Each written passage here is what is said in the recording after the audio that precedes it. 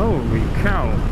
Greetings everybody. I was gonna start the video on something hit by helmet right in the visor. That's funny. So in front of me, as you can tell, if you know what it is, you probably won't know what it is. It's a cruiser. Yeah, it's an Indian Chieftain. There you go. With lots of custom parts, lots of chrome. Well, if you ask me how I know, well, I worked on it.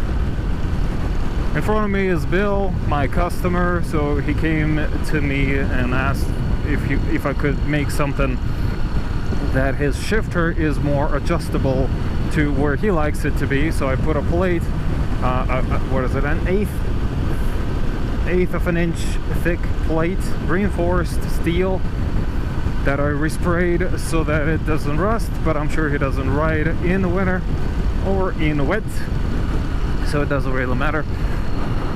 So he did like the work, and now we are riding. He is literally like a minute and a half away from my house. That's how he found me, to be honest. That's an interesting thing.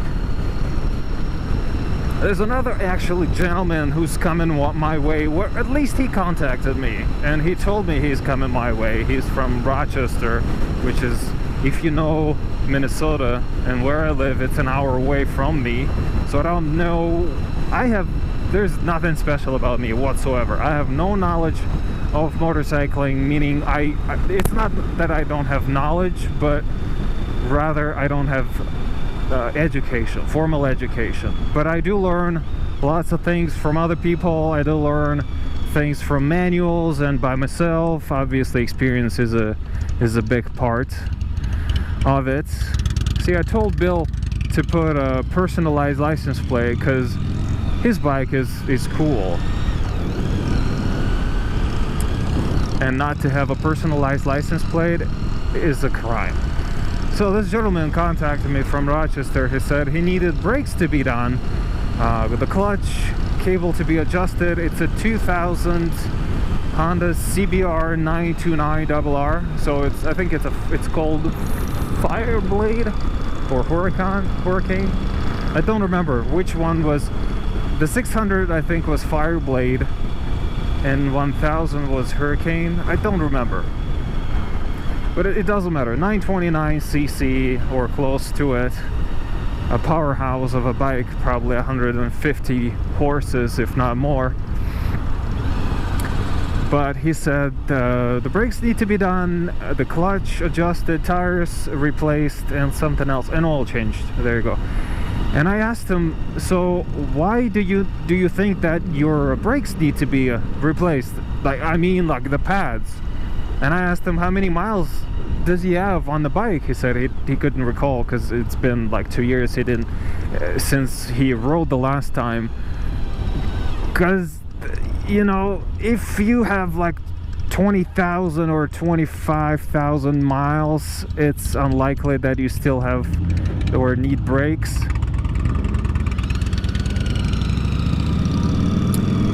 So I don't know.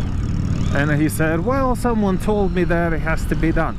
Okay. I wonder if it was one of the mechanics that were like, well, we need money from the guy, you know, blah blah blah, so we'll just charge him an arm and a leg and stuff. So we'll just change everything for him, or tell him that we're gonna change everything for him.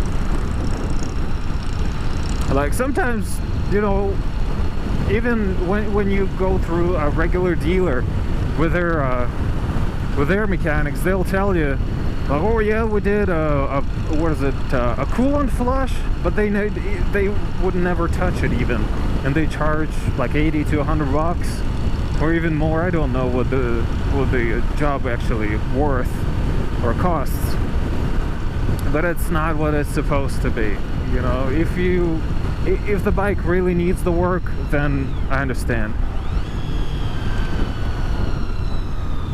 Alright, I'll get on his lane. Sounds good. He's got Reinhardt. I'm actually recording, so you'll be in one of my videos. You'll be famous.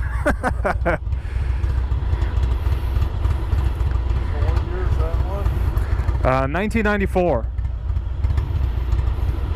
5 years younger than me. A lot of older bikes. Huh? What's your newest bike? 14. Which one is that? That's another red one, the VFR. Same model, but newer. Oh.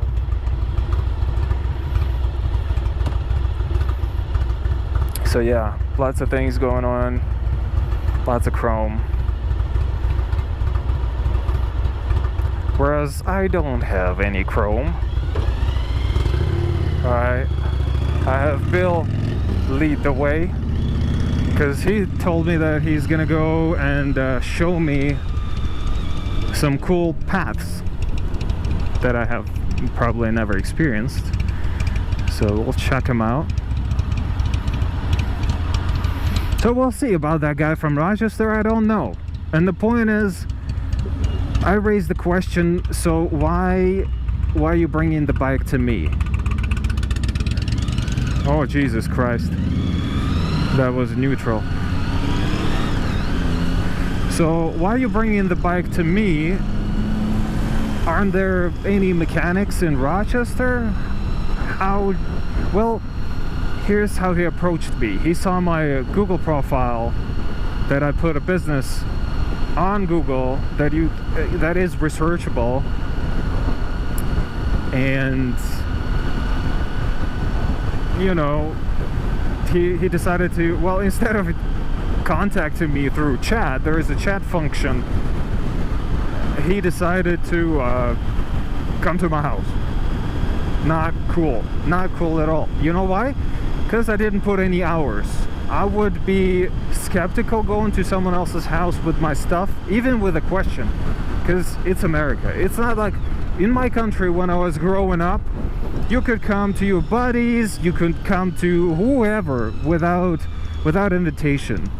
Here in America, it's all different. You have to contact the person, kind of tell them that you're coming, but in any case, I wasn't at home, and he came to my house, whatever, you know, my wife was there, and she told him, hey, you can contact you, Jesus Christ, can't speak today. You can contact him through Google, because there is a function of chat. And he's like, oh, he's gonna respond? Well, yeah, just hit me up, and obviously I'll respond to you and tell you what's happening. But in any case, we'll see what happens. I am somewhat skeptical of things, of what's happening, but we'll see again. You know, maybe he's just a cool guy and stuff, and I'm just being paranoidal about things. In any case, I will continue the ride, and it will be a two-part ride, because I don't want to waste my battery, because when I left the house it was 78. I'm sure it's about 65 right now. Well, I will see you in the next episode, which will be the ride. Take care and goodbye.